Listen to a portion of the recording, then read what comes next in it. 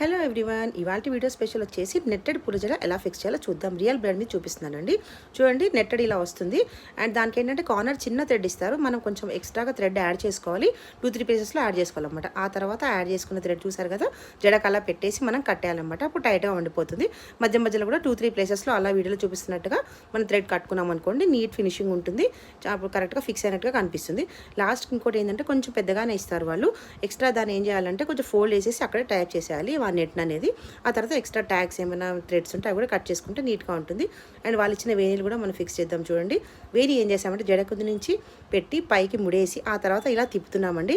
ఇలా చేస్తే ఏమవుతుందంటే జారిపోకుండా ఉంటుంది అండ్ నీట్గా వస్తుందండి. ఇది మీకోసం ఇవాళ టిప్ ఇచ్చాను.